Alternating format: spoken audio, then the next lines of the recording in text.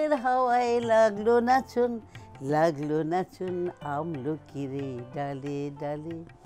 আরে আমলকির ডালে কেন, শুধু আমলকির ডালে না, রসইখানার কিচেনেও কিন্তু শীতের হাওয়া লেগে গেছে। তো সব মিলিয়ে এই সময়টা খাবারের জন্য অসাধারণ একটা সময়।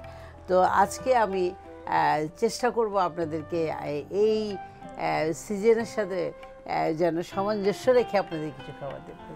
আর দেরি নয়, চলুন আমি প্রথমে আমার অতিথিকে আমার রসইখানায় ডেকে দিচ্ছি। হ্যাঁ, আসুন। আসসালামু আলাইকুম। আসসালামু আলাইকুম। কেমন আছেন? হ্যাঁ, তুমি তো বুঝতে পেরেছো আমি এতক্ষণ বলেছিলাম যে আমরা কি ধরনের খাবার আজকে দেখাবো।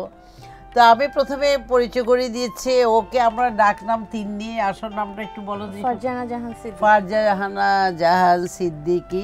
আমরা এখন চেষ্টা করব ওদেরকে একটু লোভনীয় কামরাঙ্গা খাওয়াতে। ওটা কি পিঠা আকারে হবে? জি, পিঠার মাধ্যমে কামরাঙ্গাটা আনার চেষ্টা করব। আচ্ছা, তুমি এখন আচ্ছা তাহলে এটা তোমার নামটা আমরা বলে দাও একটু।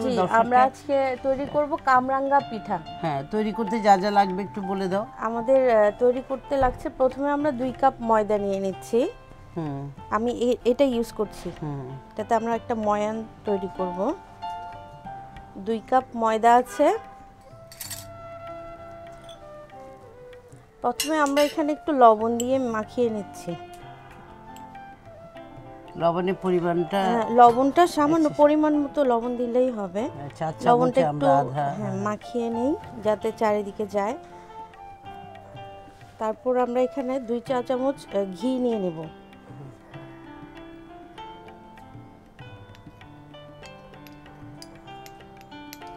পুরোটাই দিয়ে দিচ্ছি। এখানে 2 চামচ ঘি ছিল। সামান্য কালো জিরে দিচ্ছি। এটা কিন্তু স্বাস্থ্যের জন্য ভালো। জি,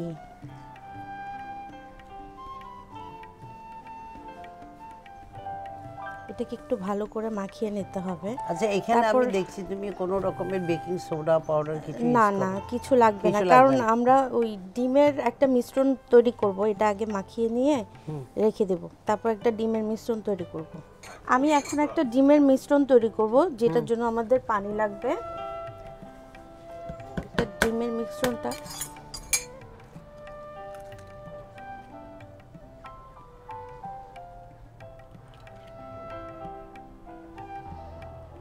কুসুমটাকে আলাদা করতে হবে। এটা দিয়ে দাও, ভিনেগার বেশি দিই, এটা আলাদা করব।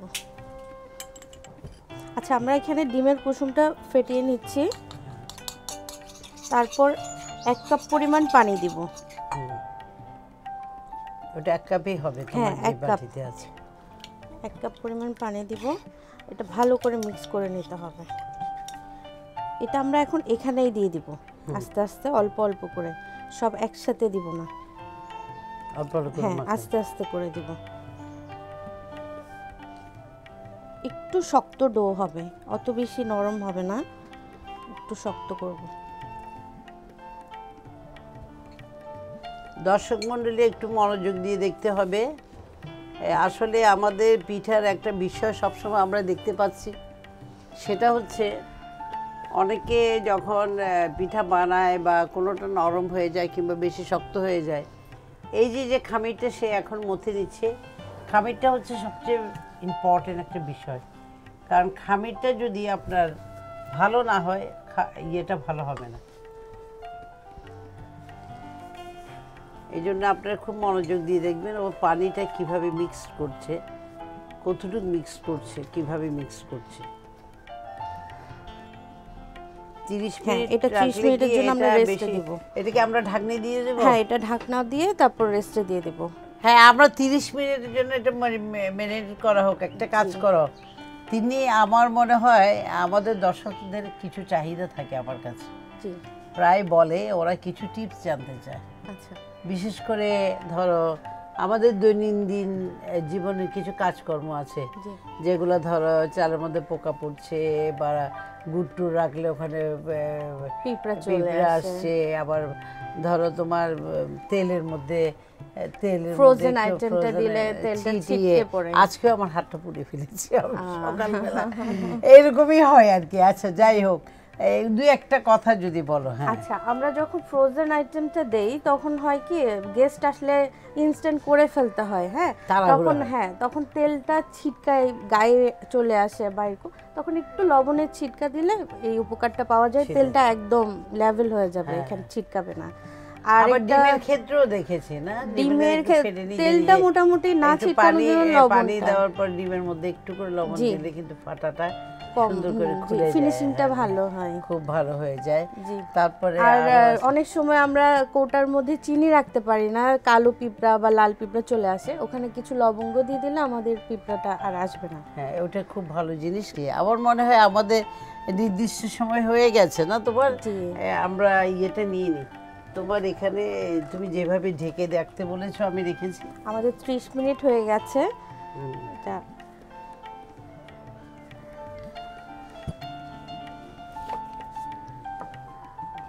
আর এটা আমি এখন রুটির মতো করে বেলে নিব। হ্যাঁ, রুটির মতো করে বেলবো, হচ্ছে ময়দা ইউজ করব না, আমরা কর্নফ্লাওয়ার ইউজ করব। কর্নফ্লাওয়ার মধ্যে কেন ইউজ করছো? এটা কিন্তু আমাদের ক্রিসপি থাকার জন্যই কর্নফ্লাওয়ার। কর্নফ্লাওয়ার অলওয়েজ খাবার কি ক্রিসপি করে, বিশেষ করে ময়দা জাতীয় খাবার। জি জি।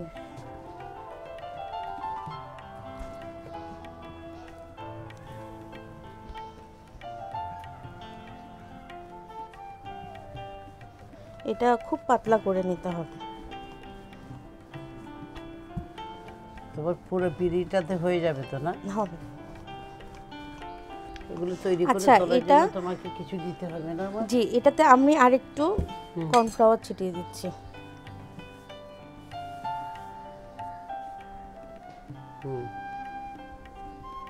এই ভাজটা খুব ইম্পর্টেন্ট এই পিঠাটার জন্য। তাহলে তোমাকে এরকম করে একটা ভাজ করতে হবে। জি, একটু চেপে চেপে দিব।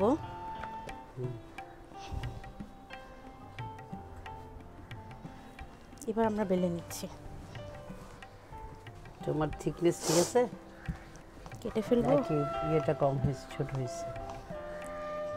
মাঝে মাঝে করে ফেলো, তারপর আবার সাইড দিয়ে করতে হবে। এটা আমরা ডুবো তেলেই করব। এখানে আমরা দেখতেছি সে 250 গ্রাম না ডুবো তেল দিব, যতটুকু সম্ভব ডুবো তেলের ভিতরে ভাজতে হবে।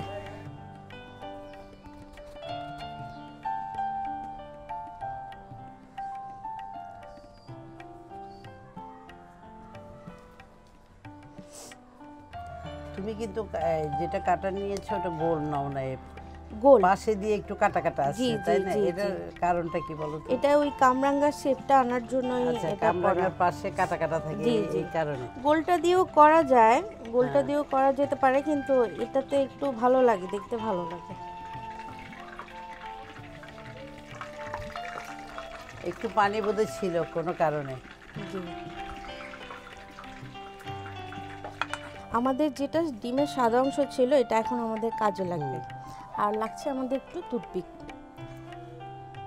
ডিমের সাদা। জি, মিডলে একটু ড্যাপ করে দিব সাদা অংশটা দিয়ে, যাতে খুলে না আসে। আমরা 6টা দিয়ে তুমি দুইটা বানাতে পারছো, তাই তো? জি জি, এইভাবে সবগুলো করতে হবে।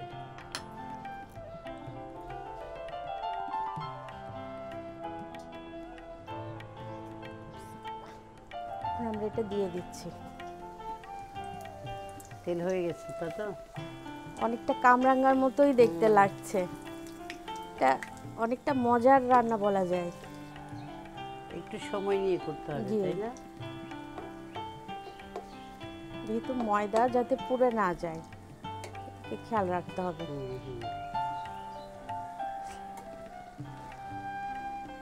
আমাদের হয়ে গেছে। এই শিরাটা আমি আগেই করে রেখেছিলাম, এলাচ, দারচিনি, তেজপাতা দিয়ে আর 1 কাপ চিনি, 2 কাপ পানি দিয়ে। হ্যাঁ, শিরাটা আগে করে রাখার কারণ হচ্ছে এটা ঠান্ডা শিরাতে আমরা গরম পিঠাটা দিব, যার কারণে এটা দেয়া হলো। আমরা শিরাটা এখানে ঢেলে দিচ্ছি। আচ্ছা, শিরাটাকে আমরা একটু চেক করে নিই। জি, দর্শকদের দেখানোর জন্য ঘনত্বটা একটু দেখেন। ঘনত্বটা একটা স্টিক জি, আমি দেখতে পাচ্ছি, যাতে 2 তার না উঠে। একটা উঠবে, জাস্ট এরকম টান দিই। হ্যাঁ, পিঠাটা দিয়ে দিচ্ছি। প্রথমে আমরা দুইটা দিয়ে আপনাদেরকে দেখানো হচ্ছে।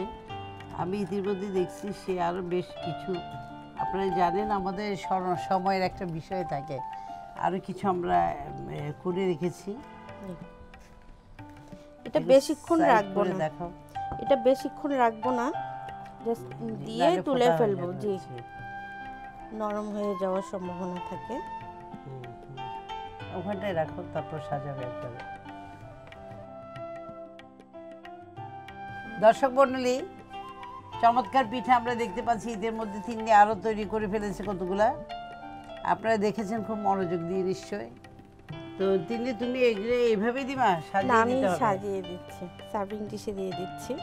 করতে পারি যে নারকেল কোরানো যেটা থাকে গুড়ি, ওইটা দেওয়া যায়, ওটা মিশিয়ে দিলে আমার মনে হয় মজা আরো বেশি লাগবে। জি, তৈরি হয়ে গেল আমার কামরাঙ্গা পিঠা।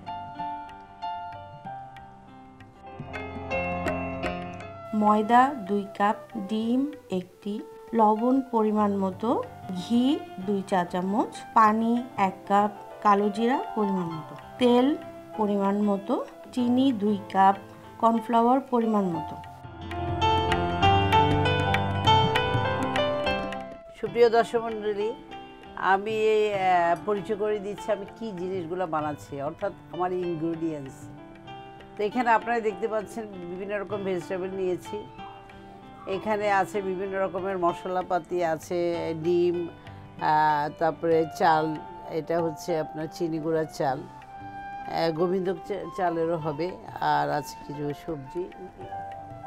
তো যেটা বলেছিলাম শীতকালের জন্য একটা বুর্জি শব্দটা বলেছিলাম। অ্যাকচুয়ালি বুর্জি শব্দটা আমি শিখেছিলাম এটা ইন্ডিয়াতে মেয়ো কলেজে। তখন আমার ছেলে মেয়ো কলেজে পড়তো, তো ওরা সবাই বলে আমরা বুর্জি খাবো। বুর্জিটা কি, এটা নিয়ে আমার খুব একটা করতে হলো। পরে দেখলাম এটা ডিম দিয়ে তৈরি করলো ওরা বুর্জি অনেক এতগুলো তৈরি করে ওখানের মধ্যে মশলা টশলা দিয়ে কোনো সময় নুডলসের সাথে পাস্তার সাথে মিলিয়ে এগুলো খায়। আবার এগুলো নাকি রাইসের মধ্যে দিয়েও রান্না করলে খুব মজা হয়। প্রথমে আমি এই ডিমগুলো একটু ফেটিয়ে নেব, ঠিক আছে?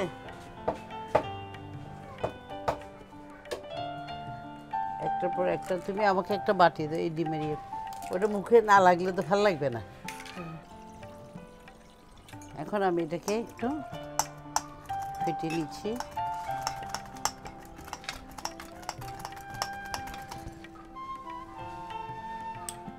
এখানে প্রায় 2 টেবিল চামচের মতো আছে মেয়োনেজটা, আমি এটা পুরোটাই এখানে দিলাম।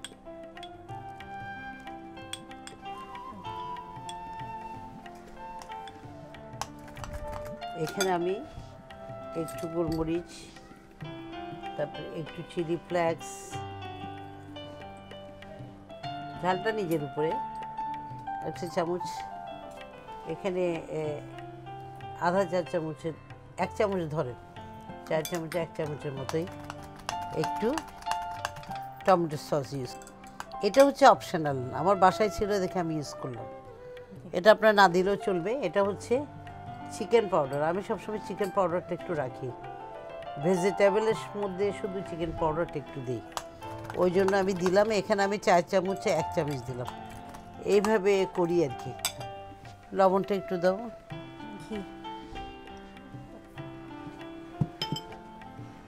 লবণটা খুব সাবধানে দিতে হবে, যেহেতু মেয়োনেজ টেয়োনেজ সবগুলোতে লবণ থাকে, না দিলেও ভালো। এখানে মিক্সড মশলা, এটা আসলে খুব স্পেশাল আমার তৈরি। এখানে 1 চা চামচ দিয়েছি, এখানে অনেক ধরনের জিনিস দিতে হয়েছে আমাকে। এখন আমি একটু অয়েল দিই। এটা কিন্তু বিশেষ করে বাইরে যারা খায় ওরা কিন্তু মাখন টাখন ইউজ করে, হ্যাঁ, বাটার দিয়ে খেয়ে ফেলে। তা আমাদের এখানে ধরো আমরা একটু ঘি পাই, তো আমি দরকার নাই, আমি এখানে কি করি ওই একটু করে ইয়ে দিয়ে ঘি দিই আর একটু ইয়ে দিই। তো বাচ্চারা যদি ঘিয়ের ঘ্রাণ পছন্দ না করে ওই জায়গায় ইয়ে দিতে পারে, তোমার বাটার দেওয়া যায়। বাটারটা দিলে টেস্টটা অন্যরকম হবে আর কি। এখন আমি এটাকে খুব ইয়ে করে অমলেট করে ফেলবো।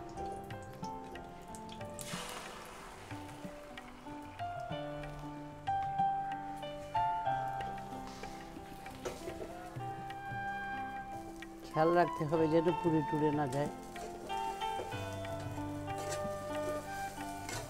এটা আমার যেমন বেশি লাল হয়ে গেছে, এরকম লাল হতে দেয়া যাবে না কোনোভাবে।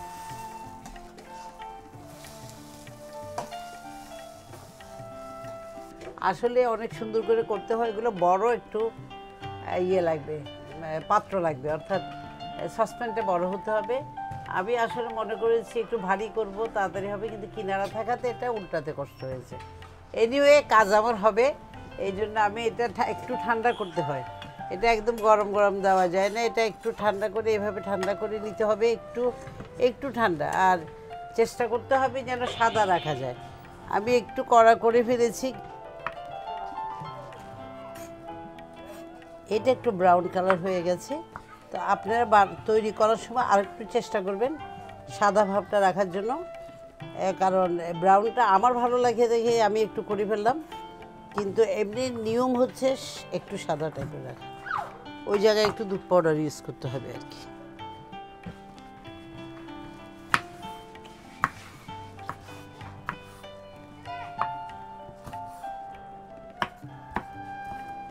এই আমার ক্যাপসিকাম আমি এতটুকু দিব, তাই এতটুকু কেটে নিলাম। এখন এখানে একটু লেবু লাগবে,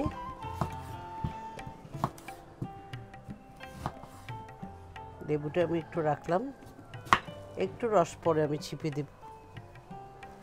এগুলো সব হাতের কাছে। এখানে একটু কারি পাতা নিয়েছি, ধনিয়া পাতা আছে, ধনিয়া পাতাটা আমি গার্নিশনের জন্য দিব, কিন্তু কারি পাতাটা আমি একটু এখানে দেব। এটা হাতের কাছে আছে। আর কারি পাতার ঘ্রাণটাও খুব ভালো, কারি পাতাটা এমনিও স্বাস্থ্যসম্মত।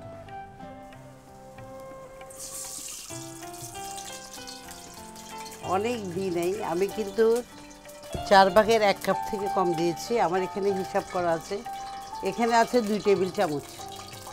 এটা দিব ঘি, না আর লাগবে না, এখানে পেঁয়াজটা দিয়ে দিই।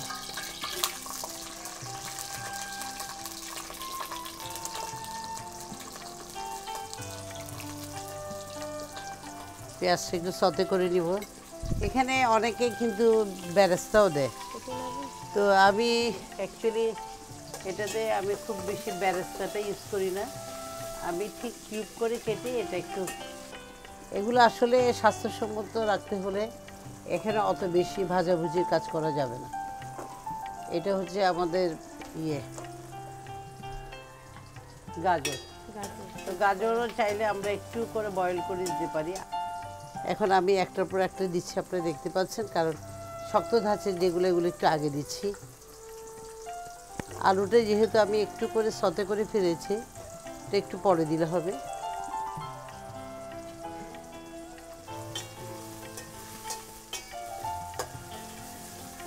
মজা আর কি। এখানে আমি একটু আমার আন্দাজ করে দিই নাই, এটা ঠিক 1 চা-চামচেই পড়েছে আমার হাতে। এটা আমি চিকেন পাউডারটা একটু দিলাম, এটা অপশনাল, বাসায় না থাকলে কোনো অসুবিধা নেই, এটা একটু হওয়ার জন্য একটু টানুক। এটা তেজপাতাটাও অপশনাল, তেজপাতা তো আসলে বাইরের খাবার অত দেয় না, আমি এমনি রেখেছি, গাছে ছিল দিয়ে দিলাম। হ্যাঁ, ওটা না দিলে অসুবিধা নাই। আমি এখন দিব একটু, আলুটা দিব, আলুটা একটু একটু হয়ে যাক। এগুলো কিন্তু চালের সাথে দিয়ে দিলে বেশি হয়ে যায়, তুলে ফেলার জন্য। আবার যখন ভাতটা সিদ্ধ হবে তখন দিলে গোটা গোটা আস্তে আস্তে থাকবে। এখন আমি চালটা দিয়ে দিই, যেহেতু আমার চালের পরিমাণটা কম, ঠিক আছে। এখন আমি এটাই একবারেই দিয়ে দেবো।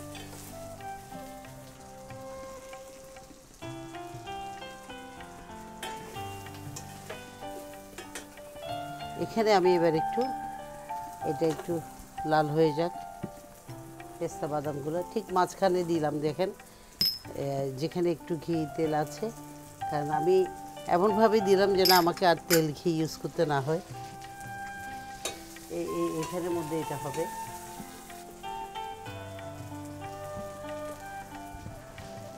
একটু হিসাব করে দিতে হবে, সবগুলোতে লবণ আছে।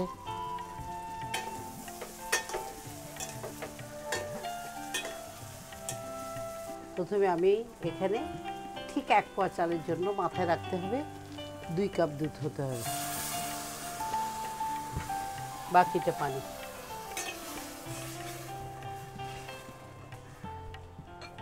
যে কোনো রান্নায় গরম পানি, ভুলেও কখনো ঠান্ডা পানি দিয়ে রান্না করবেন না, কখনো না। এই যে গরম পানিটা হলো খুব তাড়াতাড়ি অ্যাবজর্ব করে তাড়াতাড়ি ওটা সিদ্ধ করতে সাহায্য করে। আমার মনে হয় আমার এই চালের এই পানি হয়ে যাবে। এবার আমি এটা উঠিয়ে ফেলবো ঢাকনি।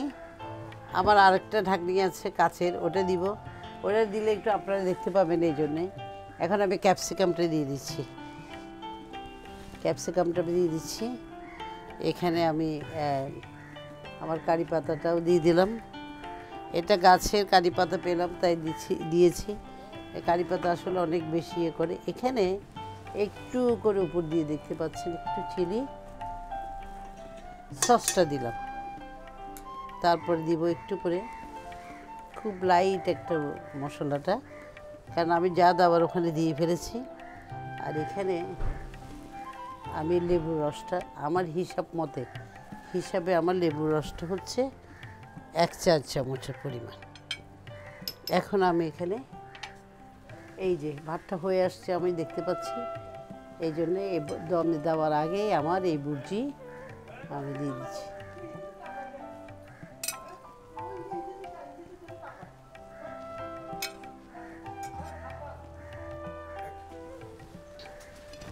এটা হতে হতে আমি এই ঢাকনিটা ব্যবহার করছি।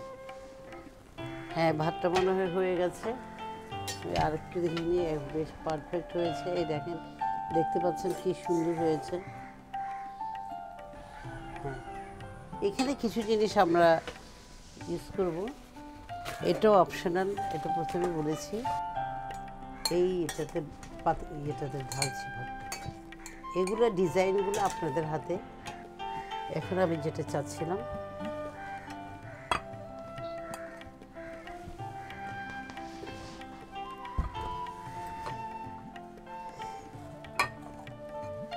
এভাবে একটু দিতে চাচ্ছি সুন্দরের জন্য।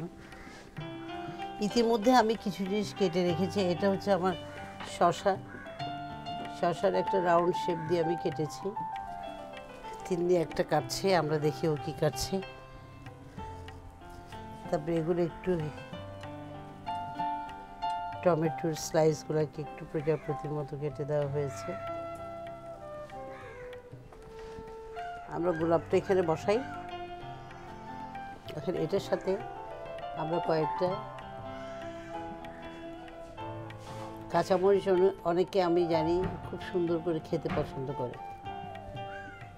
শাকটা খেতে অনেকে খায় না, আমরা এইভাবে দিচ্ছি। কারো খেতে ইচ্ছা করলে এখান থেকে নেবেন। আর এটার সাথে আমি কিছু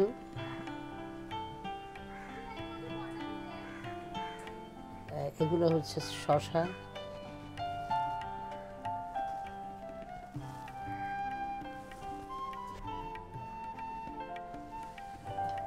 দিতে পারছি।